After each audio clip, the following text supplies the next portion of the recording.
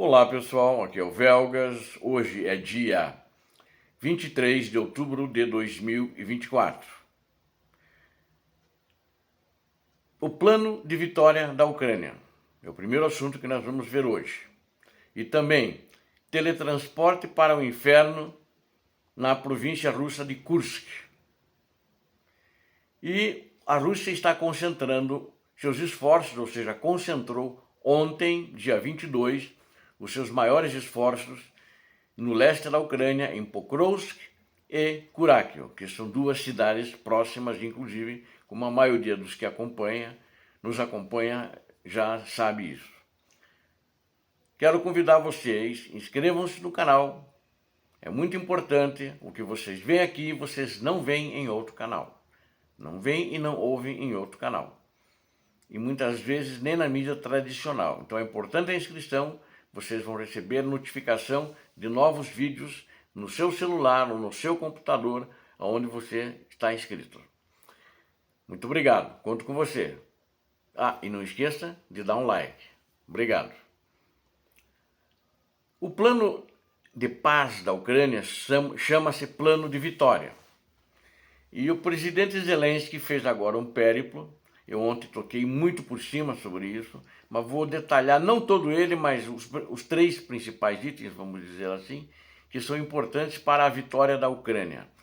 A vitória, mas para a paz, porque sem a vitória não haverá paz. A Rússia vai querer empurrar goela abaixo o plano de paz dela. Bom, esse plano de paz, ele prevê primeiramente que a Ucrânia não abre mão de seus territórios. Os territórios tomados criminosamente pela Rússia da Ucrânia a partir de 2014, do início do ano de 2014, de fevereiro também, eles terão que ser devolvidos. Esse é o primeiro ponto. O segundo ponto é um convite que o presidente quer receber para ingressar na NATO, ou seja, o ingresso na Organização do Tratado do Atlântico Norte, na OTAN, NATO em inglês e em português, OTAN. E também ele quer a autorização para esse plano da vitória, que se traduzirá depois em plano de paz, para utilizar os mísseis do Ocidente dentro da Rússia em distâncias de longo alcance, em alvos estratégicos e alvos somente militares. Bom, esses três itens é que são o problema que o próprio Ocidente fica em cima do muro. Espera-se que após a eleição americana, os mísseis sejam autorizados a serem disparados dentro do território da Rússia. Os analistas internacionais e que têm credibilidade, eles acham que agora o presidente dos Estados Unidos da América não autorizou, porque no dia 5 de novembro, que está aproximadamente há 2 semanas, tem eleições. Isso poderia impactar, ele não quer que impacte negativamente na candidata dele, que é a Kamala Harris. Agora, não sei se vai se dar essa autorização depois, porque o Biden também não se manifesta, né? Mas o Biden torce e é a favor da vitória da Ucrânia, sem dúvida nenhuma. Mas todos eles sabem que se não devolver territórios, eles não vão aceitar que alguém negocie por eles, deixando Putin com o que já conquistou, que é o que ele quer efetivamente. Aliás, o plano apresentado pela China, na realidade, foi a pedido do Putin, que pediu para o Xi Jinping apresentar. Para não ser uma proposta isolada apenas da China, esse plano do Putin, que a China apresenta como dela, ela chamou o Brasil para subscrever esse plano com ela. Então é o plano que sempre a imprensa fala, é o plano de paz da China e do Brasil. Só que esse plano justamente prevê que a Rússia fique com os territórios que ela está ocupando, criminosamente desde 2014, onde tirou da Ucrânia com muitas mortes, com muitos assassinatos e muitos crimes de guerra e crimes contra a humanidade. O que a Ucrânia não aceita, e eu acho isso perfeitamente correto. Um país não pode decidir, agora vou lá buscar um pedaço daquele país para o território meu. Não, não pode isso, em hipótese nenhuma. Não é lógico, não é legal. Se não é legal, é criminoso. Então, a Rússia pegou isso criminosamente, e esses dois países que eu citei, eles apoiam esse crime da Rússia, o que é, sem dúvida nenhuma, totalmente errado. Então, o Biden foi frio em relação a esse plano, mas depois se reuniu em Berlim com os líderes, os principais líderes da OTAN, e devem ter discutido como se vão liberar ou não, ou quem vai liberar o quê. Mas você veja, a Holanda, que até não estava nessa reunião, já liberou que os F-16 dela atirassem em longa distância contra alvos russos dentro da própria Rússia. Então agora a gente tem que acompanhar esse plano de vitória que se transforme num plano de paz em alguns meses mais na frente. Esse era o primeiro ponto.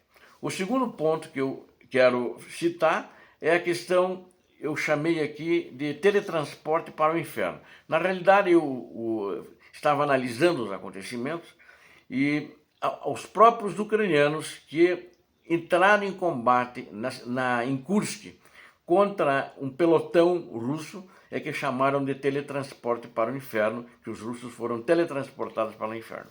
Por que isso? Esses russos é um grupo um pelotão, na realidade, eram aproximadamente 30 militares que assassinaram na província de Kursk 9 militares ucranianos que foram feitos prisioneiros. E eles se renderam, os russos tiraram a roupa deles, deixaram eles nus e deram um tiro na cabeça de cada um dos 9. É um crime de guerra, é um crime contra a humanidade, né? Então esse pelotão estava sendo procurado pelo exército ucraniano, especificamente pela Brigada de Paraquedistas de número 95. E eles receberam uma informação de que esse pelotão se encontrava numa vila chamada Linovo. E eles dirigiram-se a essa vila, prepararam uma espécie de uma armadilha, eles cercaram a vila, num número maior de militares, de paraquedistas ucranianos, e eles estavam em 3 carros blindados de transporte de tropa, esses 30 soldados russos. Eles atiraram num drone, eles danificaram o drone, mas já tinha um tanque preparado, apontando, mirando no primeiro blindado. E acertou e destruiu totalmente o blindado, e aniquilou, morreu todo mundo lá dentro, né? Então eles receberam 2 fogos.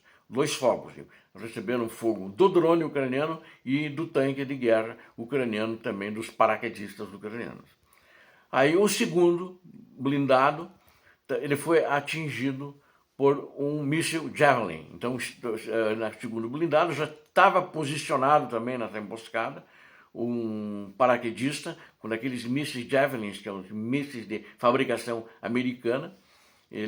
Aí acertaram também em cheio e desmancharam vamos dizer assim, não chegou a sair de nenhum dos tanques, sair nenhum soldado com vida. Eles já morreram dentro do próprio, perdão, não é o tanque, do próprio blindado de transporte de tropas. E o terceiro passou em cima de uma mina, e ele explodiu com a mina, mas ele passou na mina, aí um outro tanque finalizou atirando em cima desse tanque. Ou seja, na realidade eles transportaram para o inferno porque está existindo um ódio dentro das Forças Armadas ucranianas contra esse tipo de crime contra a Ucrânia. Isso, na realidade, é um aviso, eles ainda estão procurando outros crimes semelhantes que aconteceram dentro do próprio território ucraniano também. E vão achar, né? Sem dúvida nenhuma eles vão achar. E por ordem até do presidente Zelensky, eles vão vingar caso a caso. E já fizeram algumas situações dessa maneira, quando houve aqueles estupros de meninas, jovens, de velhos mesmo, pessoas idosas, né? Eles foram atrás e eliminaram muitas dessas unidades que fizeram isso. Ou seja, eles destruíram, aniquilaram totalmente, né? Então esse era o segundo ponto que eu acho que é importante, citar, esse aí que eu intitulei Teletransporte para o Inferno. Isso aconteceu em Kursk. Na realidade, esse termo foi usado pelo oficial ucraniano que deu uma entrevista para a revista americana Forbes, né? A Rússia está concentrando a maior parte dos seus esforços em Pokrovsk e Kurakium. Eles atacaram, na data de ontem, dia 22, eles atacaram 122 vezes. Mais 40 vezes na direção de Pokrovsk, aumentou, e 35 na direção de Kurakium. Eles foram repelidos, mas apresentaram um perigo na direção de Pokrovsk, que é numa vila chamada Selidov. Eles chegaram na vila, tomaram algumas posições ucranianas, mas imediatamente os ucranianos das posições próximas revidaram, atacaram, atiraram neles e eliminaram aqueles que entraram nas posições ucranianas. Então, na realidade, foi assim uma coisa de pouco tempo que eles ocuparam as posições, não conseguiram consolidar a posição nessa vila de Selidov, mesmo que eles chegaram nas primeiras posições defensivas. Então, na realidade, continua tudo como está. A Rússia não investiu com tanta força nas vilas como Toretsk, que ela estava, em Chasiv Yar, que já está aquele pessoal que ultrapassou e avançou 2,5 km, já teve que voltar. A maioria já foi, na realidade não voltaram, né? E acho que também foram teletransportados para o inferno. A Ucrânia acabou fazendo ataques e eliminando essas pessoas. Então, na realidade, em todo o fronte, em todo o teatro de operações, a posição do status das tropas continua o mesmo. A Ucrânia na defensiva nas suas posições, mantendo as posições, e a Rússia teve que recuar. O que não recuou foi aniquilado. Obrigado a vocês que assistiram a esse vídeo. Eu conto com vocês. Inscreva-se no canal. Não esqueça. Deus abençoe a vocês, Deus abençoe a Ucrânia, Deus abençoe o Brasil. Paz e bem. Paz para toda a humanidade.